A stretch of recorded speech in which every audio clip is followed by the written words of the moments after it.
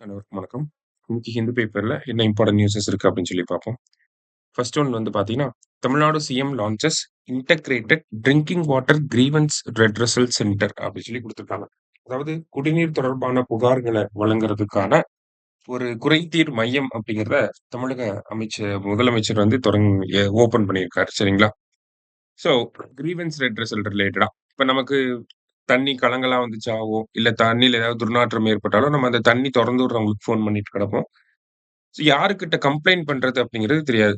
So அந்த ஒரு விஷயத்த வந்து இப்ப சால்வ் பண்ணியிருக்காங்க.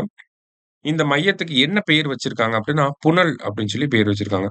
இந்த புனல் மையத்துக்கு நம்ம கால் பண்ணி சொல்லலாம். இப்ப என்ன நம்பருக்கு கால் பண்ணணும்? 1916 அப்படிங்கிற நம்பருக்கு கால் பண்ணி நம்ப கம்ப்ளைண்ட்ஸ குடுக்கலாம். இல்லாட்டி அந்த வெப்சைட்ல போய் கூட நம்ம கம்ப்ளைண்ட்ஸ குடுக்கலாம். இந்த சென்டர யார் எஸ்டாப்ளிஷ் பண்ணியிருக்காங்கன்னா, Tamil Nadu water supply and drainage board அப்படின்னு சொல்லக்கூடிய இந்த அமைப்பு தான். இந்த அமைப்புக்கு கீழ தான் இந்த கிரீவன்ஸ் ரெட்ரஸல் சென்டர் வந்து செயல்பட போகுது. சரியா? அதுதான் நமக்கு முதல் செய்தியில குடுத்திருக்காங்க. அத நம்ம பார்க்கலாம். அடுத்தது வந்து பார்த்தீங்கன்னா, இந்தியா ரேங்க்ஸ் 2ண்ட் குளோபலி இன் சைல்ட்ஹுட் ஒபிசிட்டி அப்படின்னு சொல்லி குடுத்திருக்காங்க. ஓகேவா? அதாவது ஒபிசிட்டி அப்படிங்கிறத அ இங்க ஒரு ஒபிசிட்டி ரிலேட்டடான டேட்டாவ குடுத்திருக்காங்க. பிகாஸ் வேர்ல்ட் ஒபிசிட்டி டே அப்படிங்கிறது மார்ச் 4த் அந்த டே அன்னைக்கு இந்த ரிப்போர்ட் வந்து ரிலீஸ் ஆயிருக்கு.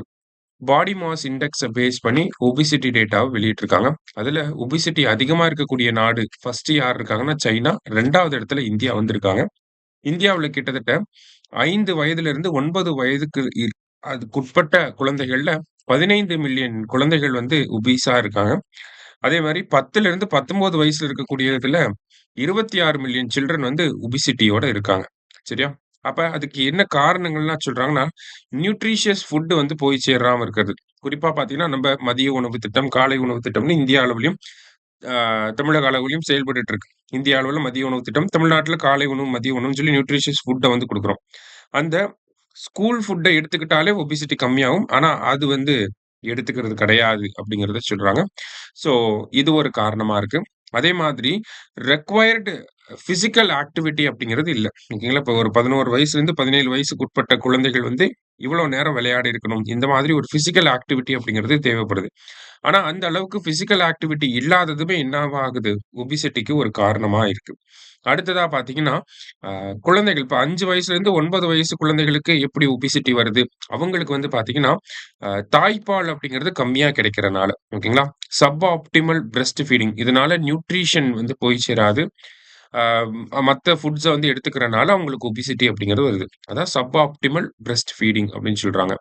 அதுக்கு அடுத்ததா வந்து பார்த்தீங்கன்னா, ஆ சுகரி ட்ரிங்க்ஸ் அப்படின்னு சொல்லி குடுத்துருக்காங்க. அதாவது கார்பனேட்டட் அண்ட் சுகர் கன்டென்ட் அதிகமா இருக்கக்கூடிய ஜூஸஸ் அதெல்லாம் குடிக்கிறனாலயும் என்ன ஆகுது அப்படின்னு சொல்லி பார்த்தீங்கன்னா, குழந்தைகளுக்கு வந்து ஒபிசிட்டி அப்படிங்கிறது ஏற்படுது. அடுத்ததா பார்த்தீங்கன்னா, ஆயிலி ஃபுட் அதிகமா எடுத்துக்கிறனாலயும், high in a fat, salt and sugar அப்படிங்கிற இந்த மாதிரியான ஃபுட் கன்டென்ட்ஸ எடுத்துக்கிறனாலயும் என்ன ஆகுதுன்னா, நம்ப குழந்தைகளுக்கும் சரி, பெரியவங்களுக்கும் சரி ஒபிசிட்டி அப்படிங்கிறது அதிகமா வந்துகிட்டு இருக்கு. சரியா? ஸோ இந்த மாரியான காரணங்கள் தான் இங்கே குடுத்துருக்காங்க. அதுக்கு சொல்யூஷனா பார்த்தீங்கன்னா, இந்த சுகர் கன்டென்ட் அதிகமா இருக்கக்கூடிய ஃபுட் அதுக்கெல்லாம் வந்து பார்த்தீங்கன்னா, டாக்ஸ வந்து அதிகப்படுத்தணும். டாக்ஸ் அதிகம் பண்ணா கன்சம்ப்ஷன் கம்மியாகும், ஒபிசிட்டியும் கம்மியாகும் அப்படிங்கிற ஒரு பாயிண்ட் ஆஃப் வியூல இந்த ஒரு அட்வைஸ குடுக்குறாங்க. சரியா?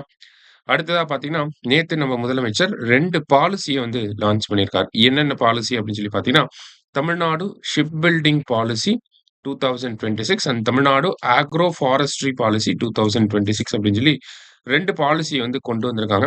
நமக்கு பொறுத்தவரைக்கும் பாலிசிய இயர் வச்சு கேட்கலாம் டைரக்ட்டா. இல்ல நெறைய பாலிசிஸ வந்து கடந்த 4 வருஷங்கள்ல கொண்டு வந்திருக்காங்க. கடந்த 5 வருஷங்கள்ல. இந்த பாலிசிஸ குரோனாலஜிக்கல் ஆர்டர்ல வந்து எழுதச் சொல்லலாம். சரிங்களா? ஸோ இந்த பாலிசிக்கு இயர் மட்டும் போதும் இப்போதைக்கு. அத நல்லா பார்த்து வச்சுக்கோங்க. சரியா? ஸோ இன்னைக்கு நியூஸ் பேப்பர்ல முக்கியமான விஷயங்கள வந்து பார்த்துருக்கோம். நன்றி.